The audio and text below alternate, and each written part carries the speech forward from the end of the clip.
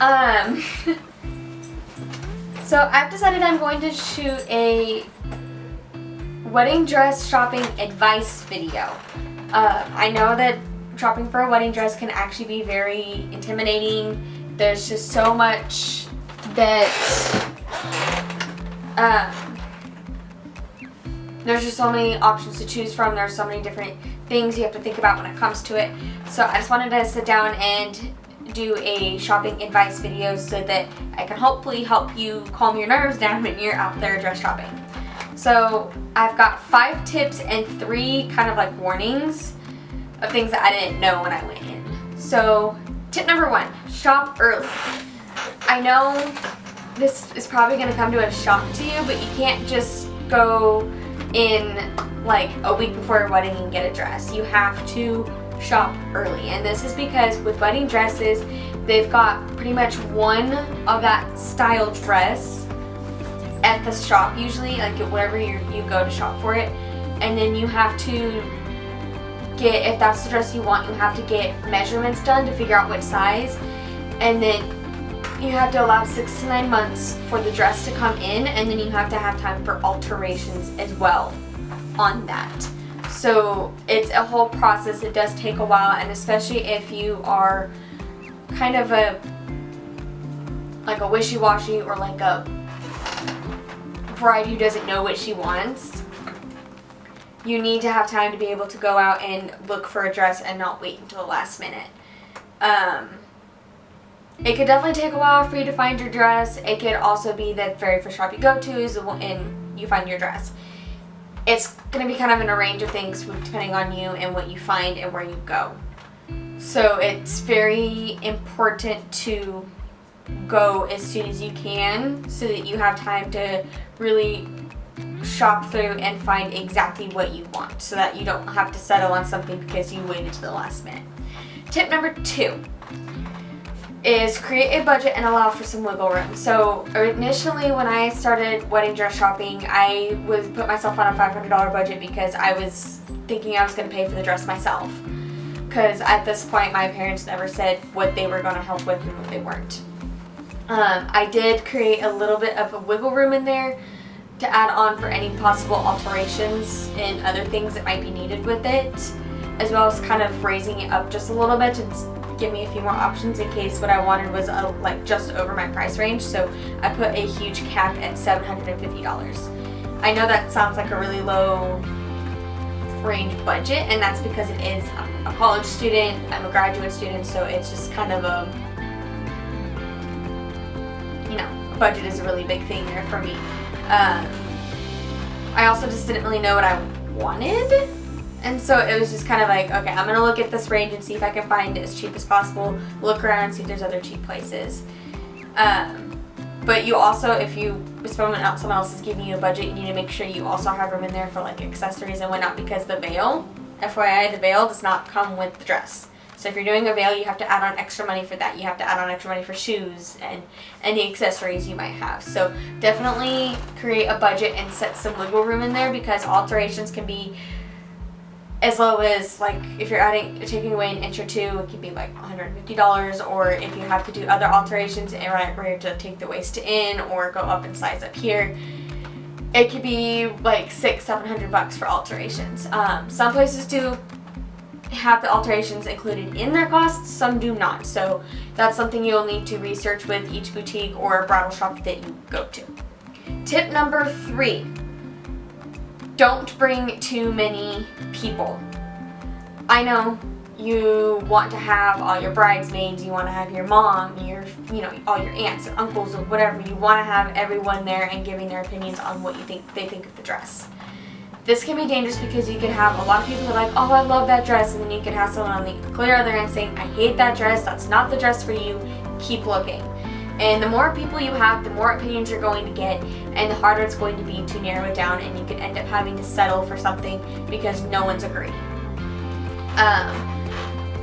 Originally, way back at the beginning, I was wanting to go with my mom, Max's mom and Max's sister, because I wanted to have a couple extra people in there that knew more of what Max would want. And then after, things kind of went as things were going along, I'm like, okay, you know what, I'm gonna go with my mom and my 3 bridesmaids, which I still have that appointment scheduled. That's next month. But my mom and I decided that since I didn't know what I wanted, I was a little more indecisive. We're like, hey, let's just go wedding dress shopping at a store nearby and see what we can find and kind of start maybe narrowing down what I may or may not want. This ended up being the most amazing experience ever, just having my mom there and hearing no other opinions. I did send the picture of the dress to my 3 aunts later, and all 3 of my bridesmaids. Out of all 6 of them, 4 of them absolutely loved it. They're like, this is better than what you were originally looking for. The other 2 were like, I think you could have done better with one of these other options. Which again is why I'm saying don't bring too many people. Minimize that. It can definitely become overwhelming if you have that many opinions coming at you. So it was a huge, amazing experience just to have my mom there. So tip number 4, bring shoes, accessories, or whatever else you need to have match the dress. I know this is going to sound weird, but there are people that have their veil before they find a dress. There's people that have their shoes. Most people will know that they're what kind of shoes they want. There's other things like maybe a camo sash or like a hat or like some other belts that you want to have match the dress. You need to bring these ahead of time so that you don't end up having to spend more money down the line because you got a dress you loved and then it did not match what you needed it to. So bring all of those things. You don't want to have any mishaps or have to spend more money just because the dress and your accessories don't match. It's a huge thing. It's not something I think a lot of people would think about, but it happens. And then number 5, keep an open mind. I cannot stress this enough. I decided to keep my mind open because I didn't really know what I wanted. Like I kind of had some styles that I liked more and others that I'm like, oh, it's not really me. So I was going to kind of like nix them out, but I kept an open mind on it. So I was not originally wanting to look at like mermaid style because they're tight fitting and I'm not huge on things fitting tightly. But I'm like, okay, I'm just going to keep my mind open, kind of see what's out there, at least see what one type of this dress looks like on me and see how it feels to see if it could be a yes or a no. I ended up trying on, I think, 3 or 4 different mermaid style dresses.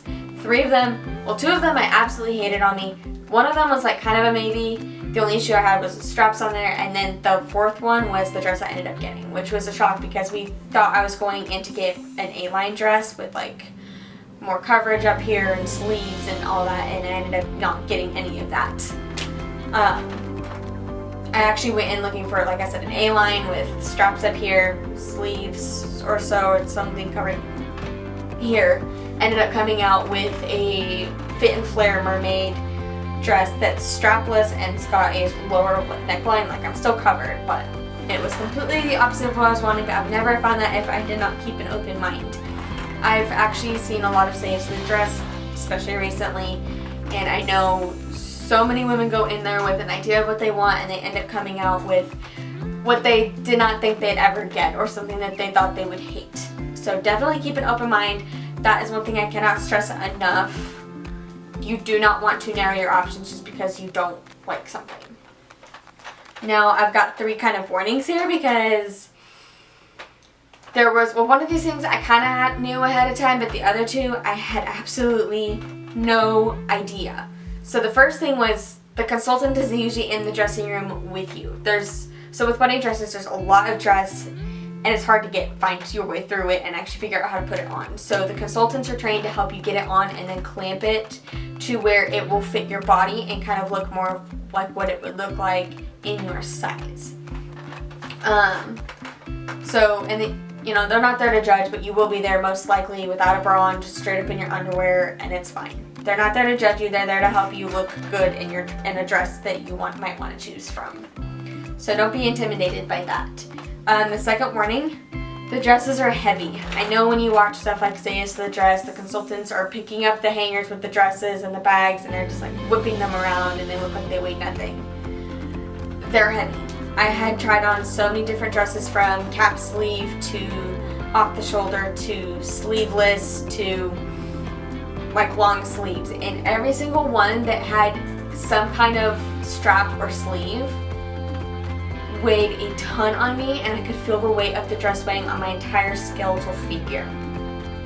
And that's kind of part of why I ended up going for more of a strapless, was because I did not feel that weight on a strapless dress. The other dresses, I really felt the weight, especially one of the dresses was so heavy that even with wearing it for like 2 minutes and then going straight back to the dressing room to get it off, I was in so much pain with both my neck and my back and shoulders. Like, it was unbelievable how heavy those dresses are on your figure. So especially if you know that you're more petite and your skeletal struggle is not as strong as you think it can handle with some of these dresses, be cautious of what you get, because you don't want to get a dress that ends up being too heavy that causes you to be physically in pain as the day goes on, because you will be wearing this dress for hours and you don't want to be so much in pain by the end of the day and not enjoy your moment because it's too heavy. Now the third warning is the dresses run small. So like, I am typically a US size 2 to 4 in dresses, and the dress I ended up getting was a size 6, and another dress I tried on that I considered was a size 8. The size 8, the consultant actually said fit me. I just needed a little bit of alterations up here to make it fit a lot better along my chest line. Everywhere else it looked like it had fit perfectly. The size 6 was a little tight, but it's also got a corset back, so you can adjust, loosen it up or tighten it depending on the weight and everything. Once it's all tailored and altered to your physical structure, it will look amazing on you no matter what size it is, so do not let that size get to you. Alright everyone, that's going to be it for today's video. You can follow us on Instagram, it's linked down below. You can click like and subscribe on this video, you can comment down below. Was there any other advice that you guys can think of for wedding dress shopping? I'd like to hear it down in the comments. We'll see you in our next video.